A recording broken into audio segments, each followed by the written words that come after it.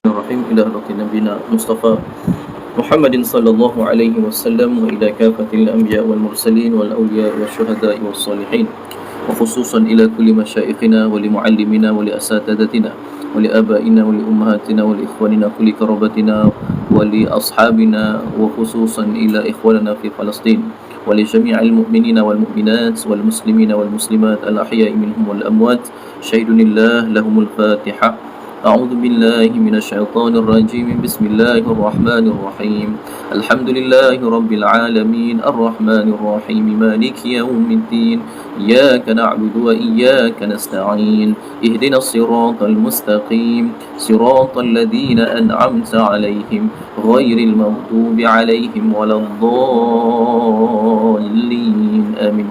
بسم الله الرحمن الرحيم الحمد لله والصلاة والسلام على رسول الله وعلى آله وصحبه ومن والاه رب اشرح لي صدري ويسر لي أمري واحلل عقدة من لساني يفقهوا قولي أشهد أن لا إله إلا الله وأشهد أن محمدا رسول الله jazallahu anna sayyidana Muhammadan sallallahu alaihi wasallam ma huwa ahluh. Alhamdulillah, kita bersyukur kepada Allah, selawat dan salam kepada junjungan besar Nabi Muhammad sallallahu alaihi wasallam. Marilah kita bila disebutkan sebagai syukur, dia berkait dengan kehidupan kita sebagai seorang hamba kepada Allah. Kerana kita dituntut untuk melihat segala pemberian Allah.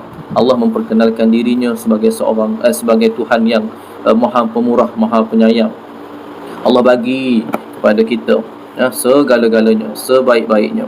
Maka kita menangkap pemberian Allah. Bila kita tangkap, kita dapat dan kita tangkap merasa mengecap nikmat Allah, maka kita dituntut untuk bersyukur, berterima kasih. La in syakartum la azidannakum. Siapa syukur, Allah tambah-tambah lagi. Baik. Dan inilah yang menyebabkan hati kita ini merasa sungguh menjadi hamba Allah apabila kita menangkap selalu nikmat-nikmat pemberiannya. Ini perlu kepada hati yang sentiasa hidup. Hati yang bila memandang sesuatu, ingatannya ataupun hatinya itu kembali melihat kepada Sang Pemberi, iaitu Allah Subhanahu wa taala. Baik. Dan juga kita buktikan syukur kita juga melalui pemberian yang terbesar kepada kita, iaitu junjungan mulia Nabi Muhammad sallallahu alaihi wasallam. Kita memperbanyakkan selawat kepada baginda Nabi sallallahu alaihi wasallam. Mudah-mudahan kebaikan, keberkatan hidup kita di dunia dan di akhirat, pembuka segala kesulitan, pembuka segala masalah-masalah kita di dunia ini. Sebab apa disebut masalah? Sebab dunia ni memang medan ujian. Bila diberi ujian, maknanya diberi masalah. Diberi masalah untuk lihat kita ni lepas ke tidak ujian tersebut. Kalau kita lepas, kita dapat naik maqam, naik kedudukan. Bila kita diuji dengan ujian tertentu, sama ada ujian itu berupa kenikmatan macam tadi kita syukur, ataupun ujian itu merupakan kita kata musibah, kita sabar. Dua-duanya itu, kedua-dua perkara tersebut menaikkan kedudukan kita di sisinya. Akhirnya sepanjang hidup kita ni kita nak naik selalu. Makin lama makin dekat dengan Allah, bukan makin lama makin jauh. Akhirnya bila kita dipanggil, mana Allah ambil nyawa kita dalam keadaan kita paling dekat dengan Tuhan, yang semampu kita ataupun sekadar yang Allah sudah tetapkan pada kita. Baik, sebab tu mudah-mudahan kita juga mendapatkan husnul khatimah, penamat yang terbaik. Kalau kita tengok saudara-saudara kita, ikhwanana fi Palestin, tak, mereka mendapat penamat yang baik. Mereka mati syahid mempertahankan agama, mempertahankan tanah air. Mereka mati syahid. Jadi kematian mereka itu sebenarnya kematian yang dicemburui oleh seluruh umat Islam di dunia. Kita, kalau kita mati, belum tentu kita masuk syurga. Tak, belum tentu kita dapat pangkat syahid tu. Tetapi mereka dapat syahid. Mereka dapat syahid dan mereka dapat syurga Allah. Itu janji Allah. Kerana apa dia? Itulah ujian bagi mereka. Medan mereka peperangan yang nyata. Sedangkan medan kita peperangan yang tak nampak. Yang nyata dengan yang tak nampak, mana lebih susah? Yang tak nampak lebih susah daripada yang nampak. Kita duk perang apa ni? Kita duk perang dengan hawa nafsu kita sendiri. Nabi kata dah, kita balik ni, kita akan berhadapan dengan peperangan yang lebih besar, lebih menakutkan, lebih besar lah, iaitu peperangan melawan hawa nafsu sendiri, benda yang tak nampak. Kalau lawan depan mata, kita boleh kata kita berani dan kita sanggup mati. Tetapi kalau melawan hawa nafsu, kadang-kadang kita sedar ataupun kita tak sedar pun kita sedang melawan. Dan akhirnya kita boleh tewas dan menyebabkan rugi kita dunia akhirat. Sedangkan mereka berperang dengan musuh yang nampak, dan hawa nafsu mereka sudah kalahkan. Ketakutan kepada dunia itu mereka sudah kalahkan. Mereka menang dan mereka mendapatkan kemenangan di akhirat. Jadi itu kelebihan yang Allah beri kepada mereka. Sebab itu kalau pandangan kaum sufi, orang tasawuf lah, orang sufi, bagaimana mereka melihat suasana ataupun peristiwa yang berlaku di Palestin. Nah, orang sufi, mereka melihatnya dengan kacamata inilah peristiwa ataupun qada yang Allah tetapkan buat mereka. Yakni dengan kepayahan dunia itu menyebabkan mereka mendapatkan kesenangan di akhirat kelak. Adapun kita, belum tentu, sebab kita duk nampak aman, kita duk nampak senang dunia. Macam mana akhirat kita? Susah nak jawab. Dia suruh lihat, tilik pada diri. Jadi kaum sufi ni bukan nak suruh tilik orang lain, nak suruh tilik pada diri. Kita ni betul ke beres ke tidak kita dengan Tuhan. Mereka sudah yakin dengan janji Allah, kita belum tentu. Kita ni sembang banyak lagi, nak suruh sembahyang berjemaah pun susah lagi. Ya, sebab kita kena yakin dengan pasti bahawa pusat ataupun tempat penyatuan umat ini adalah di masjid melalui solat berjemaah. Itulah tempat menyatu umat Islam. Tapi kalau kita gagal di sini, sembang je lah, banyak sembang lagi lah. Kita masih lagi hanya duk main. Biarlah kita nisakan usaha kecil kita memboikot itu, memboikot ini. Jangan berhenti sampai hak kecil tu saja. Dia kata boikot ni kan ramai orang duk boikot. Boikot produk-produk daripada Israel ataupun golongan yang menyokong Israel, kita boikot. Ya, itu kita katakan sekecil-kecil usaha, tapi takkan nak berhenti sampai kecil. Mukmin yang lebih baik itu hari ni lebih baik daripada semalam. Betul? Mukmin yang rugi adalah hari ni semalam sama. Mukmin yang celaka hari ini lebih buruk daripada semalam. Nah, hari ni kita kena lebih baik daripada semalam. Itu baru mukmin yang beruntung. Takkan kita nak tahap sama, nak sebaik-baik usaha saja, sekecil-kecil usaha. Tambahkanlah, yang sepatutnya kita usahakan adalah melatih ataupun memaksa diri kita pergi ke masjid, mari solat berjemaah, mari hadir kuliah majlis ilmu. Tu yang sebenarnya, bukan sibuk beli bendera plastik, bukan sibuk beli maflar, berlarak tepi jalan semata-mata. Bukan maksudnya tak payah buat solidariti itu, tidak. Tapi jangan berhenti sampai situ. Kalau kita berhenti sampai situ, kita sebenarnya masih lagi berjiwa pekoh. Duk nampak kezaliman orang, duk nampak kesian, anak terpisah daripada ibu bapa, putus kaki, pecah kepala lah kita tengok orang kena bom runtuh bangunan. Kita rasa Allah zalimnya Israel. Kita jangan berhenti sampai situ. Kita kena menguatkan diri kita untuk mengatasi orang zalim. Cara dia apa dia? Cara dia kuatkan diri kita, bukan lemahkan mereka. Kuatkan diri kita. Lemahkan mereka tu, mereka sudah bersistem dalam dunia ni. Jadi kita, itu usaha kecil sangat. Yang besar, yang paling besar sebenarnya adalah kita kena kuatkan jati diri umat Islam. Datang sembahyang jemaah selalu, jangan tunggu Jumaat baru datang masjid. Jangan Jumaat baru tunggu datang masjid. Setiap waktu lah. Kalau paling ejah sehari sekali dapat pergi masjid. Tolong datang masjid. Di akhir zaman ni kekuatan kita bina di masjid, bukan bina daripada belarak jalan raya, tidak. Bukan bina daripada kumpul di dewan-dewan mana-mana, tidak. Kekuatan umat Islam dibina di rumah Allah. Tautan hati ni orang panggil rabitah kan, daripada ada doa rabitah kan. Rabitah ni makna ikatan, tautan hati antara orang beriman.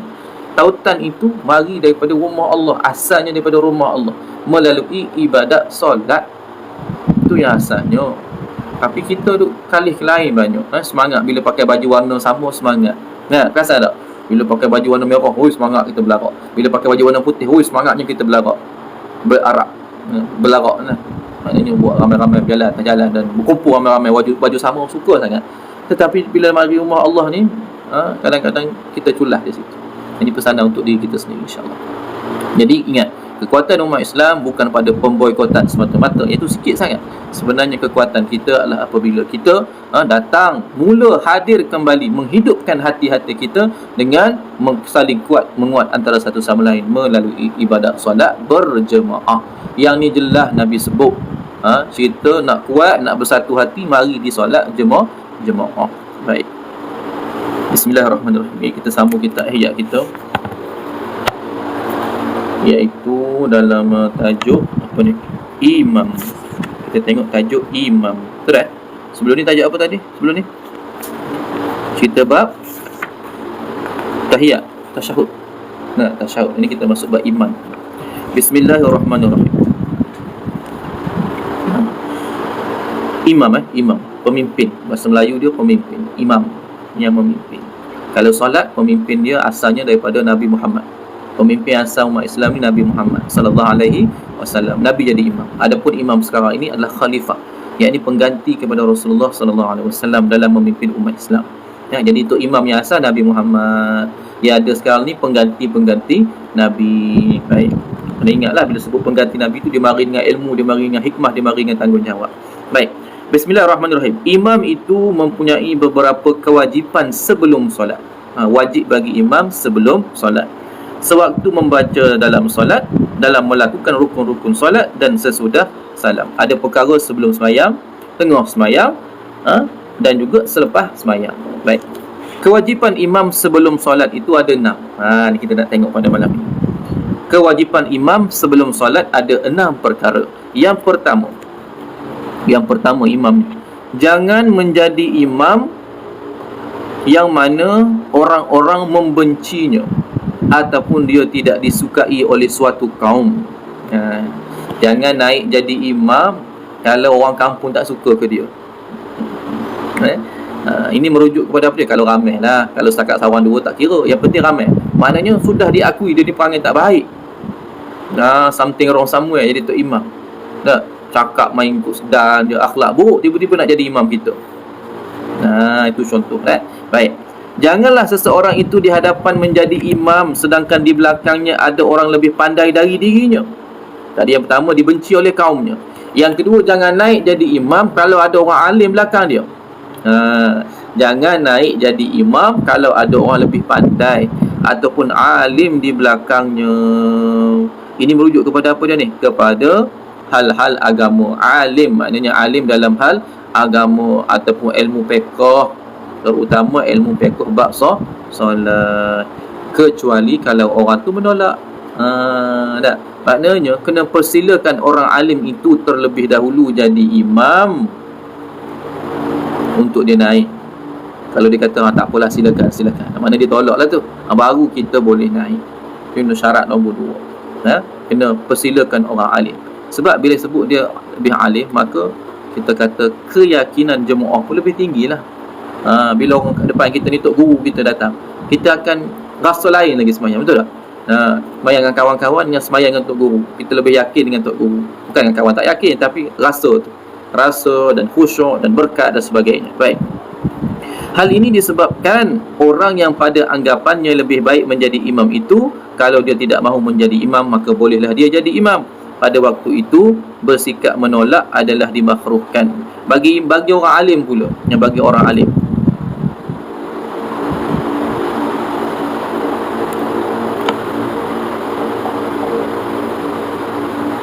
Orang alim tadi yang diajak untuk jadi imam tapi dia menolak. Dia menolak, itu pula makruh bagi dia. Sebab apa? Sebab kalau kita lebih alim, kitalah lebih wajar naik ke depan. Orang dah harap ke kita, kita tolak. Makruh pula bagi si alim tadi untuk menolak ajakan menjadi imam. Kecuali dia pun sedar diri dia, saya tak alim, kamu jangan anggap saya alim. Contoh tak? Ataupun kita kata, minta maaf, saya ni sesemua berat ni, batuk-batuk tak boleh jadi imam. Nanti payahlah bacaan dia, terganggu sangat. Kita ada masalah sihat tak? Maka kita kata, maaf, silakanlah. Silakan, kamu lebih layak, kamu imam kat sini. Contoh tak? Kadang-kadang ada tak mufti datang tempat kita. Kita imam kampung. Imam di kampung ni dilantik oleh mufti. Kita kata kan, pegawai agama atas tu, mereka sudah lantik siapa yang menjadi imam-imam. Maka bila imam tu singgah di suatu tempat, suatu kampung dalam jajahan dia, dalam kawasan takluk, kita kata kekuasaan dia. Kan mufti kan peringkat negeri kan. Jadi kalau dia datang Kuala, contohnya datang Kuala Kangsar, datang semayang di mana-mana tempat masjid, imam yang masjid tu asalnya dilantik oleh, kita kata mufti tadi. Mufti dah cek bacaan dia apa semua, dia ni boleh dipertanggungjawabkan untuk mengepalai solat di kampungnya. Tapi bila mufti datang, ghalib kita kata mufti lebih alim daripada imam tadi, maka imam yang berada di kampung itu, yang pertama dia wajar ataupun wajiblah, wajar atau sepatutnya atau seharusnya jemput mufti tadi terlebih dahulu untuk menjadi imam. Baik. Maka mufti tadi pun naik jadi imam. Kalau dia menolak, contoh, minta maaf, saya lepas ni ada hal nak cepat, ataupun saya lepas ni ada urusan lagi, ataupun saya kurang sihat, silakanlah naik imam. Maka diizinkan naik. Dia tolak, tu tak apa. Tapi kalau tak ada apa-apa saja nak test ke, tu makruh. Tu makruh. Jadi kalau mufti duduk di belakang, Mufti tu biasanya dia ada urusan lah. Dia tak boleh nak lama nak berwirid kan. Imam kena wirid dulu. Wirid lah dulu. Mufti lepas bagi salam dia dah orang ringkas, dia nak turun pergi, dia ada berjanji lagi. Jadi ada urusannya. Itu cerita lain lah. Baik. Itu syarat yang pertama. Yang kedua, imam itu hendaklah menjaga waktu solat. Imam tu kena jaga waktu solat. Sabda Nabi apa dia? As-salatu ala apa dia? Waqtiha. Solat itu dilakukan pada waktunya. Baik. Jadi hendaklah seseorang itu jadi imam, solatnya pada awal waktu agar dia mendapatkan keredaan Allah. Ataupun dalam fiqh kita sebut apa dia? Fadilat solat di awal waktu. Baik. Hal ini disebabkan keutamaan solat di awal waktu itu jika dibandingkan adalah seumpama akhirat atas dunia. Tengok. Keutamaan solat di awal waktu itu umpama keutamaan di negeri akhirat berbanding di negeri dunia. Maknanya akhirat ni jauh lebih utama berbanding dunia. Maka keutamaan solat di awal waktu itu seperti akhirat. Akhir waktu ni seperti dunia. Mana kita tahu segala kenikmatan, segala kita kata kebaikan, kalau sifat rahim Allah itu berkumpul 99-nya di akhirat. Jauh lebih baik daripada dunia. Baik, itu contohlah. Baik. Selain itu, tidak sepatutnya seorang imam menantikan orang ramai ataupun makmum untuk berjemaah. Imam Ghazali sebut, imam ini tak sepatutnya menunggu makmum berjemaah. Tak sepatutnya, kata Imam Ghazali. Tetapi kenalah segera solat pada awal waktu untuk mendapatkan keutamaannya. Baik, ni Imam Ghazali pesan, tak payah tunggu makmum. Nak suruh penuh dulu, nak suruh ramai dulu, baru nak start sembahyang, ataupun baru nak suruh Tok Bilal qomat. Ingat Tok Bilal qomat bila Tok Imam suruh. Tok Bilal ni bila dia nak qomat waktu mana? Waktu Tok Imam suruh. Kadang-kadang Bilal kita ni tengin, dia tengok jam, Tok Imam ke mana tak tahu. Tak tahu lagi imam duduk di mana. Mungkin imam terlewat sikit ke macam mana kan. Ada main bedal qomat dia. Siapa suruh imam lewat? Kita je tu. Siapa suruh imam lewat, dia kata. Orang ni macam-macam lah. Kadang-kadang elok, kadang-kadang ada sakit perutnya, ada kalutnya. Tak selalunya awal. Tunggulah sekejap. Yang dikatakan segera ini masih lagi dalam konteks ataupun kategori di awal waktu. Fadilah awal waktu tu masih ada. Jangan kata contoh sembahyang maghrib. Sembahyang maghrib 6.59. Dia qomat 7.30 orang qomat. Tu baru lewat. Sebab apa nak tunggu orang ramai datang? Tak. Jangan. Ikut balik biasa. Kalau biasa kita bagi 10 minit ataupun lajak sikit pun 15 minit, tu paling biasa. Zuhur ke asar ke, tengok tu imam ada ke tidak, tunggu sekejap. Jadi imam yang ada kuasa, ada autoriti untuk qomat. Bukan Tok Bilal. Tolong siapa jadi Tok Bilal ni jangan pandai-pandai qomat lagi mana Tok Imam tak ada. Jangan bukan semata-mata tengok kepada jam ni, jam sembahyang tu. Tidak. Bukan semata-mata tengok. Dia kena tengok Tok Imam. Bukan kata Allahu Akbar, Allahu Akbar, lepas tu Tok Imam tak ada. Kamu lah Tok Imam. Masa tu baru nak decide siapa Tok Imam. Tak kena tu. Jadi Tok Bilal kalau dia nak qomat, kalau Tok Imam asal tugas tu tak ada, dia kena confirm siapa nak jadi Tok Imam. Siapa ni Tok Imam. Bukan main qomat saja. Lepas tu ikutlah siapa naik. Aku dah settle dah masalah urusan aku. Kerja aku settle dah aku. Azan qomat. Siapa Tok Imam ikutlah tak. Ini orang panggil penting diri, orang panggil. Penting diri tak reti pekoh. Tok Bilal ni bukan kerja dia nak suruh imam. Itulah lain kali aku nak suruh kamu datang cepat, aku qomat je, tak peduli. Bukan kerja dia. Dia kena tunggu arahan imam untuk izin qomat. Baik. Tapi imam yang dimaksudkan larangan Imam Ghazali tadi agar disegerakan agar imam tak menunggu jemaah tadi, maknanya kalau lewat sampai lewat nak tunggu. Kalau setakat ada orang nak semayang, kalau kiranya jam 10 minit dah kan, contoh tek dah bunyi dah 10 minit kan, ada lagi orang tengah semayang sunat, yang tu tak apa, biar dia perhabis dulu. Yang tu tak dipanggil melewat-lewatkan, tak apa. Yang tak naknya tunggu sampai 20 minit, sampai setengah jam, nak suruh orang ramai penuh, semua orang datang baru qomat. Tu baru tak boleh.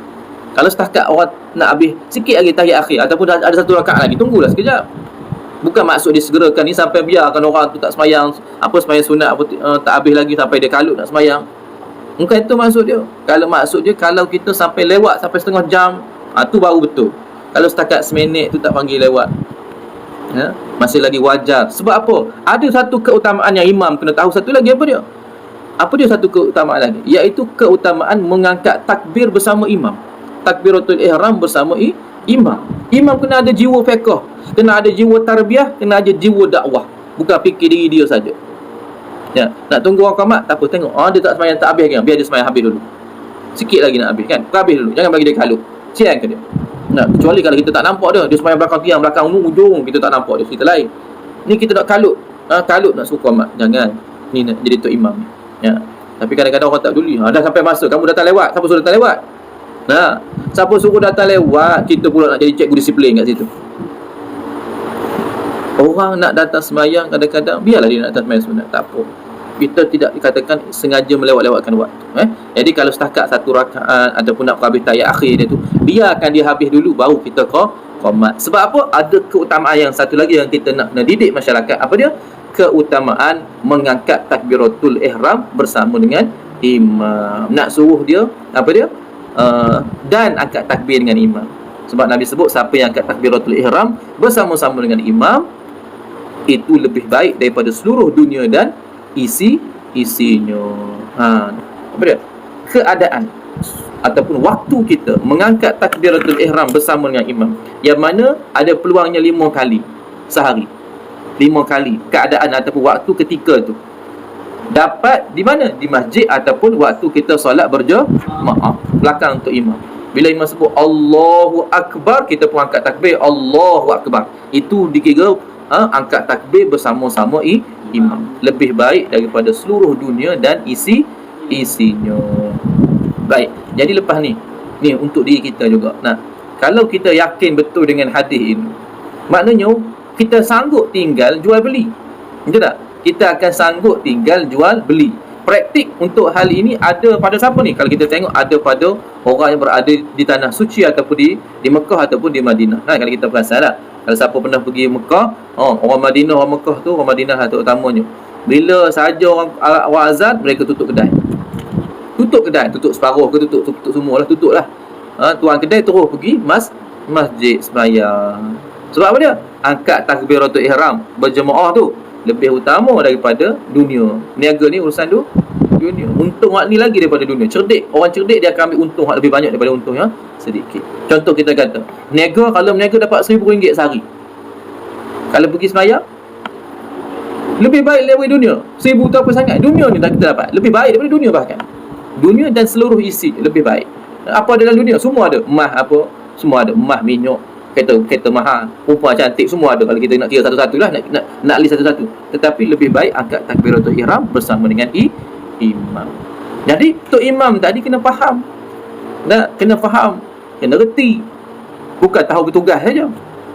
Tahu ada orang tak siap lagi sembahyang sunat, maka kita kata tunggu sekejap. Kita nak biar jemaah yang ada ni biar sempat. Satu lagi, iaitu dari sudut pandang imam. Kalau jemaah andai kata imam tadi suruh qamat juga, jemaah tengah sembahyang sunat, tengah sembahyang sunat, duduk mana? Duduk pada rakaat pertama, rakaat kedua, tak habis lagi dah, tapi orang dah qamat dah. Kita duduk kat mana? Kita nak berhenti ke kita nak teruskan solat sunat sampai habis? Mana lebih utama? Lebih utama adalah untuk kita berhenti, kecuali kalau nak habis sangat dah, tahiyat akhir dah. Sebab kita nak, dan kita sempatlah untuk masuk saf untuk akad takbir. Yang penting sempat akad takbir tadi. Sebab itu paling utama. Kalau kita ada satu rakaat lagi, orang qamat dah, kita jemaah lah, kita kata imam, kita makmum, orang qamat dah, takbir qamat dah. Jadi apa kita kena buat? Kita terus bagi salam. Contoh rokok. Tengok rokok, Allahu Akbar. Ini kan tak sempat ni. Ini tak sempat ni. Maka kita pun sami Allah liman hamidah, Rabbana lakal hamd, Assalamualaikum warahmatullahi wabarakatuh. Terus masuk saf. Jangan tinggal bodoh macam tu je. Tinggal bodoh saja. Kita sembahyang dengan Tuhan angkat takbir, lepas tu bila ni kita putus macam tu je. Tak. Dia kena ada adab dia. Maknanya salam mula dengan takbir, habis dengan salam. Jadi waktu tu yang lebih utama sembahyang sunat ke takbiratul ihram dengan imam? Takbiratul ihram dengan imam tu lebih utama. Yang ni orang tak ramai orang tak faham. Dia nak pulun juga habis sembahyang sunat dia. Dan sebab ni penting kepada fiqh, faham tentang agama. Jadi kalau tak sempat habis sembahyang sunat, orang qamat juga, maka kita berhentilah. Kita terus bagi salam. Berhenti ni cara dia bagi salam. Di mana kita berada? Contoh kalau berdiri, dirilah. Kalau tengah duduk, duduklah. Kalau tengah rokok, lepas rokoklah. Assalamualaikum warahmatullahi wabarakatuh. Terus kita masuk saf untuk ready angkat takbir dengan imam. Baik. Hal ini kerana solat awal waktu lebih utama daripada ramainya bilangan jemaah dan lebih utama daripada memanjangkan surah. Baik, sebab ada imam yang nak tunggu jemaah datang, dia panjangkan surah. Nak panjang. Bila sebut surah panjang ni je lama Sabih Rabbikal A'la ni tak panjang lagi. Dia panjang tu lebih panjang daripada Al-Waqi'ah. Tu baru kata panjang. Tu baru kita kata panjang. Lebih panjang daripada Waqi'ah. Mana lebih 3-4 muka surat tu baru kita kata panjang. Kalau setakat selai ataupun semuka ni tak panjang lagi. Baik.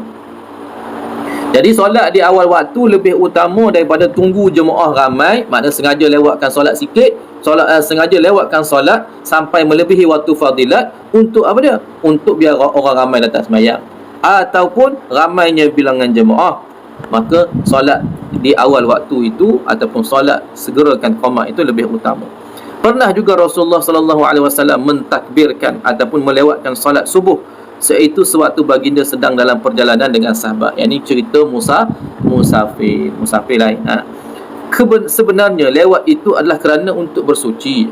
Sebenarnya lewat Nabi untuk solat tadi kerana bersuci waktu musafir. Oleh sebab itu dibawanya Abdul Rahman bin Auf ke hadapan untuk menjadi imam dengan sahabat yang lain. Baginda sendiri pun tertinggal solat 1 rakaat. Bila lewat tu, maka Abdul Rahman bin Auf jadi imam dulu. Nabi nak selesaikan urusan bersuci, tak selesai lagi. Nabi sampai lewat 1 rakaat. Baginda Nabi sallallahu alaihi wasallam terus menunaikan solatnya.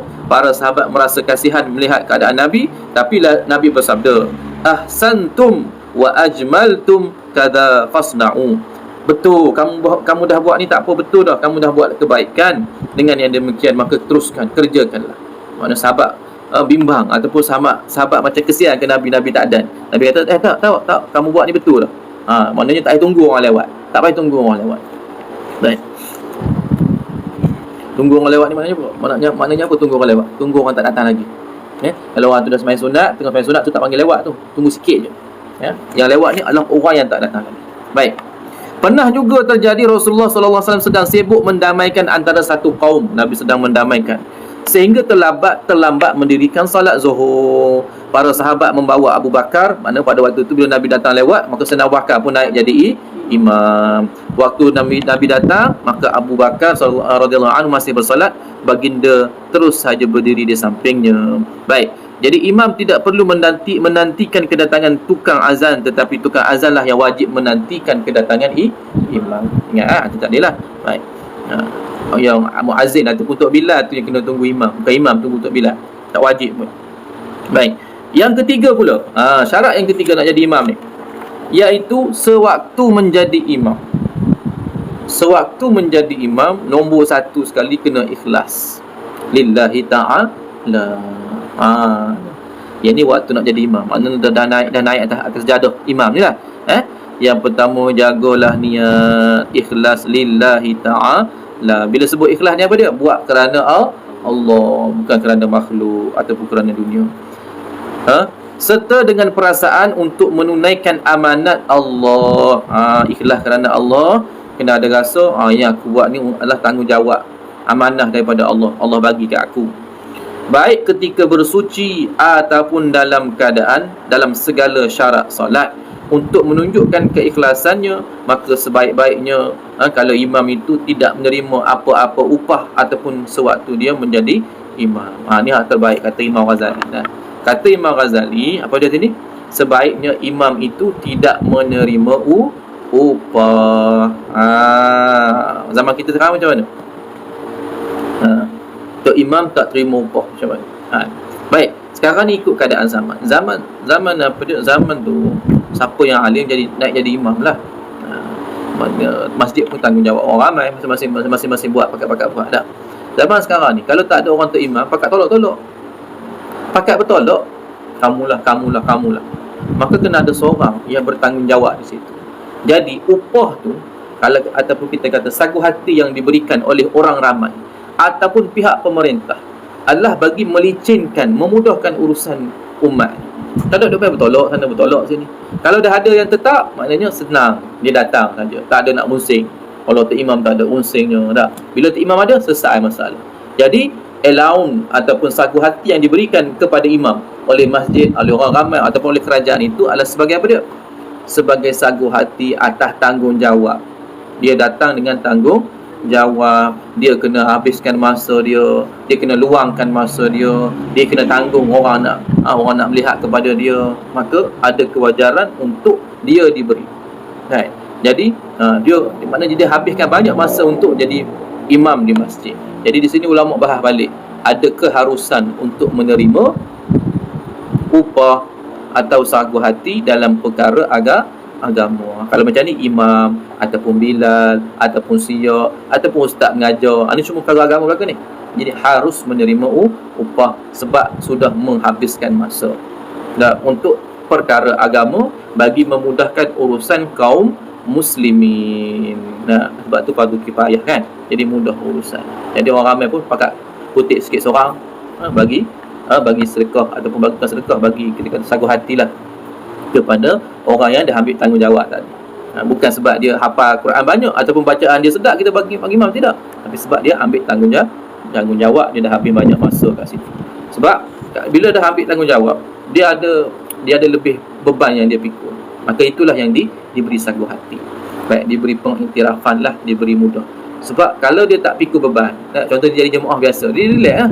Datang main juga, tapi dia relax, dia tak ada pikul beban sangat. Dia datang, lepas tu dia nak balik, tak ada masalah. Orang ataupun tak tanya dia. Dia pun boleh kerja macam biasa. Tapi kalau imam, orang nak tahan dia dulu ke, nak tanya ke, dia ada tanggungjawab, dia marikan tanggungjawab. Orang nak bertanya, orang nak minta mai hajat apa semua tak, contoh tak, ataupun nak doa dan sebagainya, maka dia makan banyak masa. Menyebabkan kalau orang lain boleh kerja macam biasa, dia tak boleh kerja macam biasa. Imam waktu sekarang ni, dia tak boleh kerja seperti orang lain. Orang lain bebas nak ke mana-mana, dia tak boleh nak bebas, dia kena duduk stay situ. Itu suasana zaman, keadaan zaman. Baik. Jadi bila masa yang sepatutnya kalau orang lain guna buat berniaga, dia tak boleh berniaga macam orang lain, dia terpaksa tumpukan untuk memudahkan urusan kaum muslimin tentang hal fardu kifayah ini, maka dia wajar untuk diberi sagu hati ataupun upah ataupun gaji lah kita kata. Itu ijtihad para ulama sekarang ini ikut keadaan zaman.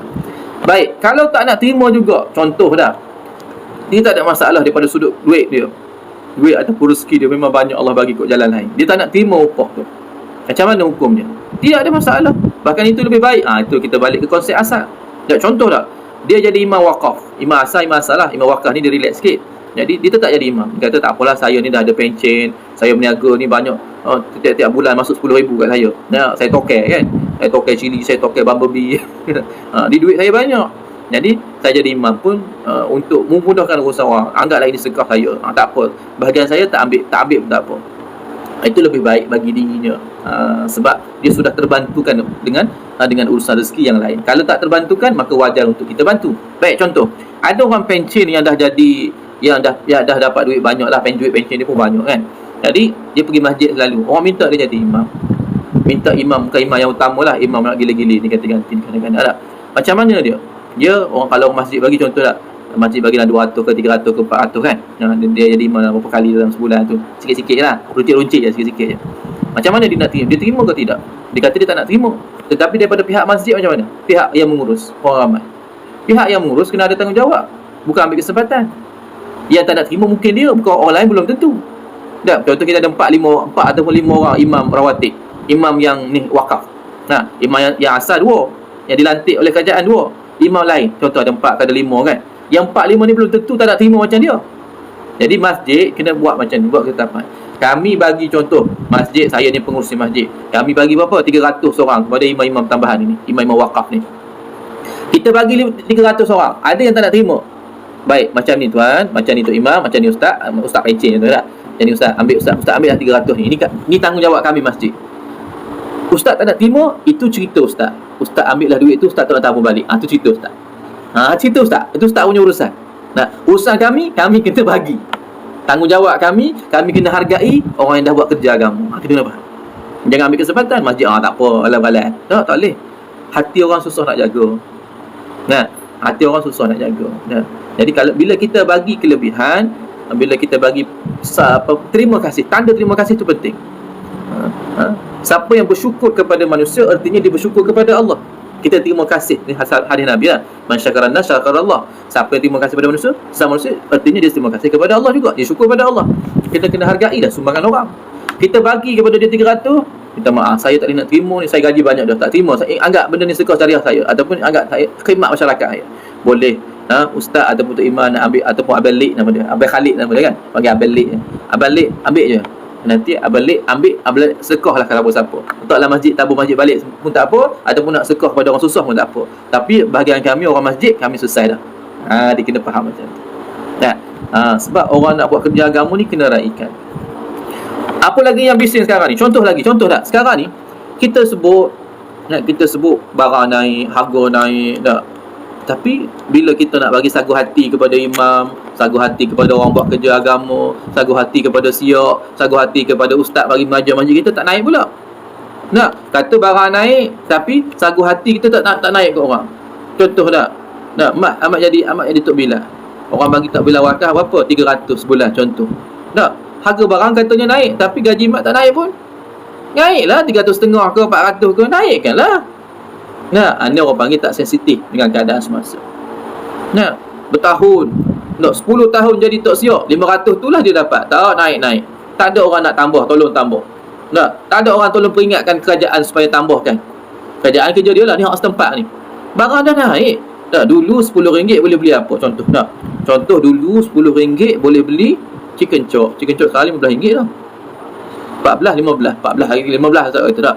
Dulu chicken chop RM9 mana ustaz? Mula-mula keluar sangat RM8, RM9 mula-mula, tak sampai RM10 pun. Sekarang dah naik hampir sekali ganda. Maknanya kalau RM10 dulu, nilai sekarang ni patutnya RM18, RM19.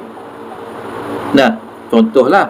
Jadi kalau dulu gaji siok 500, patutnya gaji siok sekarang ni 800, 900. Hampir sekali ganda kena naik. Kalau kita tengok harga barang-barang pun hampir sekali ganda naik. Jadi inilah yang sebenarnya menyebabkan kita rasa susah. Sebab apa? Kita susah nak memberi pada orang. Time kita nak sujimat, time orang kita buat tak pula. Time kita time kita nak lebih, time orang nak jimat. Ni ustaz tuju pada siapa ni? Kepada orang yang menjaga urusan agama. Siapa? Pihak masjid lah, jawatan kuasa masjid, yang menjaga masjid, ataupun yang menjaga kedai, ataupun yang menjaga ni makna mengurus kedai, mengurus pejabat, mengurus negeri, mengurus negara. Kena ambil cara lah benda-benda macam ni.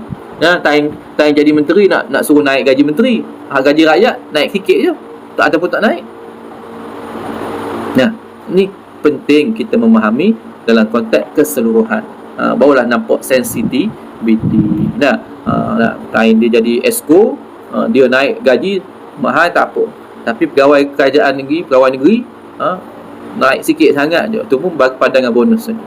Ini kita panggil ketidakadilan. Baik. Ini cerita apa ni? Cerita bab sumbangan ataupun sagu hati yang diberi kepada imam. Yang terbaik imam tak ambil yang terbaik. Baik, tapi hukum fiqh sebut harus untuk memberi dan harus untuk menerima, untuk memudahkan urusan hidup. Keperluan zaman kita nak ke duit sekarang ni. Kalau dulu orang tok guru mengaji lah, tok guru mengaji tak ada duit dulu. Kalau dia ada 20 orang anak murid dalam kampung tu, seorang-seorang ayah datang, ayah ni bagi beras, ayah ni bagi buah tembikai, ayah ni bagi buah betik, ayah ni bagi pisang, ayah ni bagi ayam. Boleh makan tak murid dia kan? Tak perlu beli dah, tak perlu duit pun. Dah ada beras, dah ada ayam, dah ada buah, dah ada sayur, dah ada. Siapa bagi? Anak-anak murid. Itu cerita zaman dulu. Kita zaman sekarang ganti dengan duit lah. Sebab apa? Tok guru tu nak beli minyak kereta, beli minyak motor, bayar kereta, bayar rumah, beli baju. Tak perlu, keperluan zaman. Keperluan zaman. Baik. Sebab apa? Dia telah habiskan masa untuk mendidik umat, maka umat kena juga memberi bantuan untuk dia selesai urusan hidup dia. Dia nak bayar BIP macam mana tu ustaz? Kalau orang nak ikhlas belaka. Jadi ustaz, jadi tok imam, ikhlas. Rumah dia nak bayar macam mana? Dan terik dia nak bayar macam mana? Sedangkan dia dah habis banyak masa untuk mengurus umat. Sebab tu kena faham, saling-saling memahami. Baik. Syekh Taqiyuddin bin At-Taimiyah radhiyallahu anhu berkata, apa-apa yang diambil daripada Baitul Mal, maka ini bukanlah merupakan penggantian atau upah, tetapi rezeki menolong dirinya melakukan ketaatan. Saya sebut rezeki untuk bantu. Demikian pula halnya harta yang diwakafkan untuk amalan kebaikan, atau harta yang diwasiatkan atau yang dinazarkan. Hal ini sama sekali bukan sebagai upah atau bayaran. Nah, sebab itu sebagai apa dia, untuk tolong. Ustaz tegas tadi apa dia, kita tegaskan adalah untuk menolong, memudah urusan kehidupan, bukan upah mengajar. Tolong. Ustaz datang macam tu, ustaz datang sini mengajar kamu, tak bayar. Nah, tapi tak perlu bayar untuk ilmunya. Bukan kita bayar untuk ilmu, tapi kita memberi bantuan untuk dia mudah urusan kehidupan dia. Bantuan tu daripada sudut apa sekarang ni? Duit. Dah. Contoh ustaz bagi contoh dah. Kalau ustaz mengajar contoh dalam sebulan ustaz mengajar 20 tempat, 20 masjid. Baik. Ustaz tak terima duit, tapi masjid ni bagi apa? Masjid ni bagi beras 10 kilo. Mengajar sini masjid ni bagi ayam 2 ekor. Tak apa pula macam tu. Masjid ni kata, masjid ni ustaz punya minyak motor kami bayar. Pergi masjid ni pula kan ada 20 tempat. Ustaz punya anak nombor 1, anak sulung ustaz tu kami support belajar dia. Bulan-bulan kami bagi duit makan dia pergi sekolah, duit yuran dia kami bagi. Kalau macam tu tak apa pula. Tapi tak ada orang nak tolong fikir macam tu, tak ada. Dia bagi duit tu, ustaz kiralah dengan keluarga ustaz.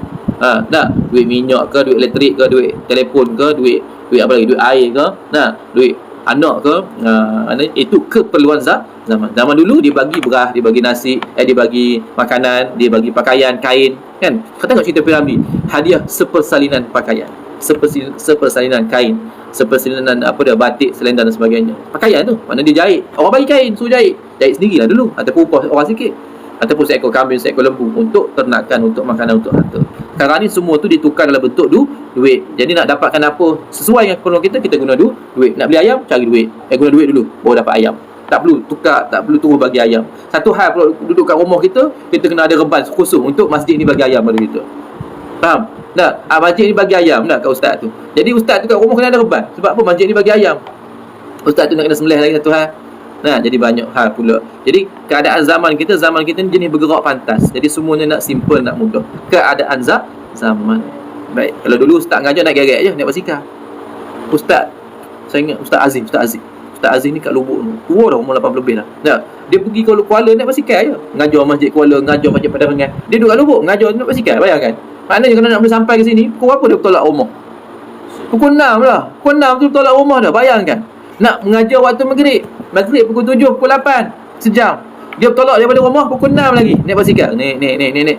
Saya sekarang ni 10 minit. Padan dah. Dia sejam naik basikal. Tu belum cerita bom letup tayar pecah, kena paku ke apa lagi. Gelek pula basikal, tolak pula basikal, geret dia tu. Tak kepayahan. Tapi relax sama dulu. Sekarang ini semua nak cepat. Baik.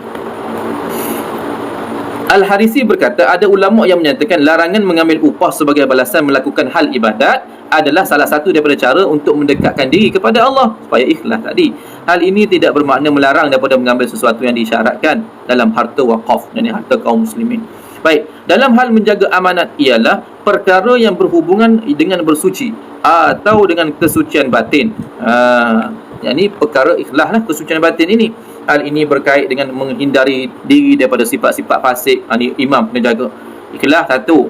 Yang kedua, jaga amanah imam ini juga daripada berbuat benda fasik, yakni berbuat perkara yang berdosa besar. Untuk imam ni janganlah dekat dengan mencuri, janganlah berzina, jangan menderhaka. Ini untuk imam ni. Ni adab dia kena jaga ni. Ataupun terus dalam melakukan dosa kecil. Terus. Untuk imam sabung ayam. Sabung ayam tahu? Sabung ayam. Duk berlawan ayam. Ayam kamu, ayam aku. Ayam jago. Ayo bang jago. Ayam jago tak? Ayam jago, ayam hero lah. Dia punya taji belakang tu tajam. Duk tok dalam gelanggang. Baik. Jadi tok imam tak boleh buat kerja macam ni. Belaga lembu, belaga kambing. Cerita orang lama dulu lah. Sama sekarang ni tikam nombor ekor ke. Ataupun kat kampung kan ada main takraw ke, main bola ke kan, main badminton ke kan. Dia panggil wang taruhan. Dia letak belakang sini duit RM2 seorang. Siapa menang dapat ke dia. Itu macam judi lah. Macam judi lah. Baik. Ada orang tak guna duit. Dia guna apa dia? Dia guna ni. Air, beli air sama je. Beli air ada pelah RM2 sebotol lah. Letak situ. Okey, siapa menang dapat ke dia air. Nak suruh semangat. Baik. Ini perkara yang dekat dengan judi. Baik. Dalam hal menjaga baik. Oleh sebab itu imam kena jaga juga diri dan hatinya daripada perkara-perkara yang disebut tadi dengan bersungguh-sungguh, kerana dia adalah utusan, adalah wakil orang ataupun orang yang mula-mula mendapat syafaat untuk kaumnya. Kan imam tu bila duduk dekat depan kan, rahmat Allah turun melalui ubun-ubun dia dulu, rahmat Allah turun melalui imam dulu, lepas tu baru sampai ke jemaah yang belakang ni. Mula-mula sampai ke imam. Jadi tu imam ni kena jaga sungguh bab hati, bab ikhlas, bab amalan. Sebab apa? Dia ni wakil Tuhan, wakil orang ramai, orang kampung dia dalam menerima syafaat ataupun rahmat tu Tuhan. Baik, situ dulu.